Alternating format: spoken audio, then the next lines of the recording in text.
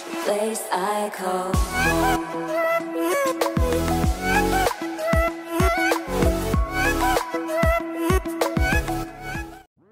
Bonjour à tous, j'espère vraiment que vous allez bien et on se retrouve aujourd'hui comme promis pour 2 tutoriels et une idée de montage à réaliser avec le matériel de la box. Donc j'espère vraiment que ça pourra vous donner de l'inspiration et on commence tout de suite.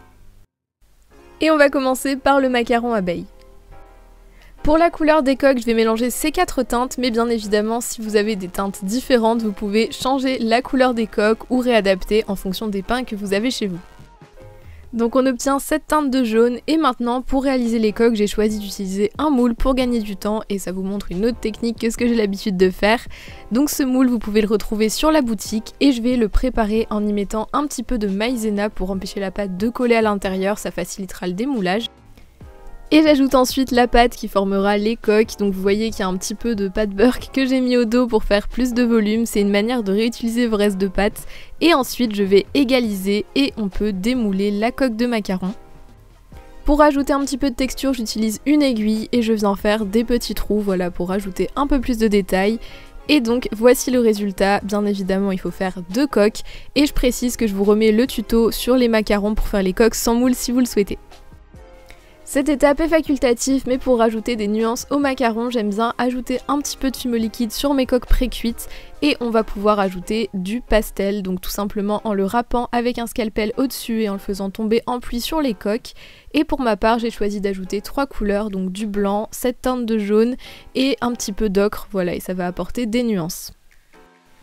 J'ai pré-cuit les coques une nouvelle fois pour faire durcir la fumée liquide et permettre de fixer les pastels. Et ensuite on passe à la garniture. Donc pour ça j'ai mélangé 2 teintes de marron afin d'obtenir une teinte qui soit un peu plus foncée que la couleur chocolat de base. Et ça va faire cette teinte, voilà, qui je trouve fonctionne très bien pour une ganache. Et pour obtenir une forme de chantilly qui sera un peu plus jolie, on va utiliser une douille, donc je place la pâte dedans et à l'aide d'un outil, donc ça peut être le dos d'un pinceau ou un ball tool comme moi, je viens le pousser et ça forme ce petit colombin de chantilly. Ensuite, je le torsade pour donner cet effet torsadé, voilà, caractéristique de la chantilly. Et je viens le placer à l'intérieur de mes coques. Comme vous le voyez, j'ai aussi mis un petit peu de fumée liquide à la base et ça va permettre de bien le faire adhérer. Donc je le place en cercle, voilà, comme vous pouvez le voir. Et ensuite, je mets un petit peu de reste de pâte au centre. Je viens ajouter mon clou que j'ai tordu pour éviter qu'il ne ressorte. Et on peut ajouter la deuxième coque et on a terminé la base du macaron. On peut à cette étape le pré-cuire une nouvelle fois si vous le souhaitez et on va passer aux décorations. Donc là j'utilise la petite planchette de Water Decals du kit et je vais découper avec des petits ciseaux qui sont de base des ciseaux à ongles incurvés une image, donc une petite abeille qui va me servir à décorer le macaron. Donc pour l'instant on ne la décolle pas, on va simplement s'en servir de gabarit pour voir à quel endroit placer le reste des décorations. Et pour ajouter plus de détails, j'ai choisi d'utiliser ce coulis qui est un coulis fait à base de fimo et de fimo liquide. Et c'est une teinte chocolat qui est quasiment la même que la ganache. Donc je forme un fil au bout de mon aiguille et je vais l'appliquer, ça va former des lignes bien droites de coulis. Et j'en fais dans 2 sens pour faire voilà, comme ça une sorte de petit croisé, je trouve que c'est assez sympa comme motif. Et pour rajouter un élément, je vais utiliser de la cernite couleur ambre qui a une teinte très proche du miel quand on la cuit. Et avec cet outil formé de petites aiguilles, je vais enrapper un petit peu et le poser aléatoirement sur le coulis. Voilà, donc je trouve que ça fait un effet de petites miettes de biscuit au miel et c'est assez sympa, ça donnera une très jolie couleur une fois que ce sera cuit. Et d'ailleurs, à cette étape, il va falloir recuire une dernière fois le macaron. On passe maintenant à l'application du Water Decals. Donc je fais une étape totalement facultative, je vais utiliser du pastel blanc dilué avec un peu d'eau et ça va former une sorte de petite base. Je trouve que ça fera peut-être un peu mieux ressortir l'abeille comme la coque de base n'est pas totalement blanche. Je vais ensuite placer le Water Decals dans l'eau, donc ça va permettre de décoller par la suite le motif. Au bout de 2 minutes, je le sors et vous voyez qu'il peut glisser très facilement, donc il est décollé du support. Je viens avec une petite pince le glisser du coup sur le macaron et voici le résultat. J'aime beaucoup cette création et je trouve que ça fait vraiment un côté original avec la petite abeille. Évidemment vous pouvez réadapter avec n'importe quel autre Water Decals du kit et faire une version par exemple avec les fleurs. Et on va maintenant passer à la fleur de cerisier avec une idée de montage en marque-page. Pour la couleur de base, je vais mélanger ces 3 teintes, mais évidemment vous pouvez utiliser le rose que vous souhaitez ou même d'autres couleurs. on obtient ce rose assez pastel que j'aime beaucoup et je vais utiliser le moule du kit évidemment, donc voilà à quoi il ressemble.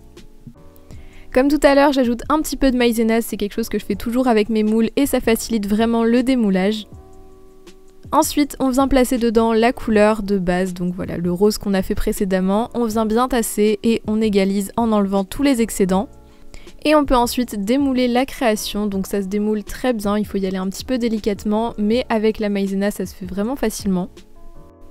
Et voici le résultat, et évidemment on va commencer à la peindre et à ajouter un peu plus de couleurs.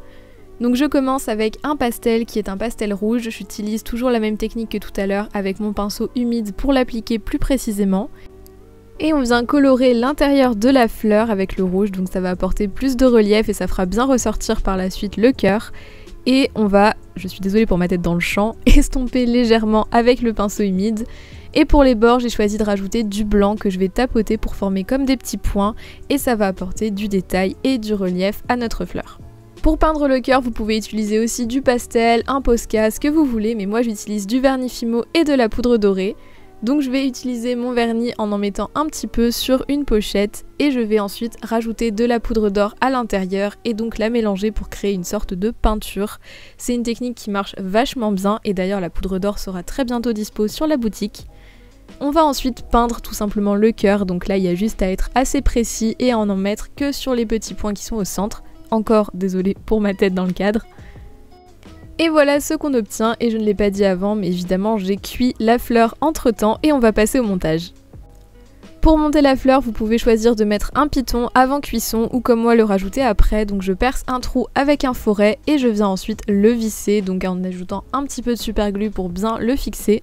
Et à cette étape, vous pouvez également choisir de vernir votre fleur. Et pour le montage, je vais utiliser le marque-page du kit, du ruban, une petite breloque, une chaînette d'extension et une griffe, sachant que les deux derniers éléments ne sont pas dans le kit, mais en général on les a chez soi quand on fait des créations.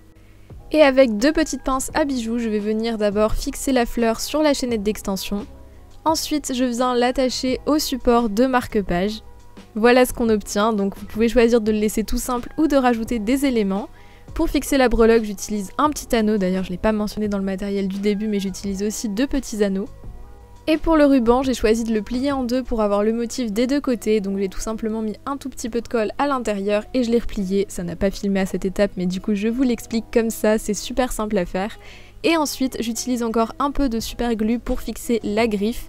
Donc je préfère rajouter de la colle pour vraiment le sécuriser. Je viens fixer avec ma pince la griffe à ruban et il n'y a plus qu'à l'attacher sur le support de marque-page avec le deuxième anneau.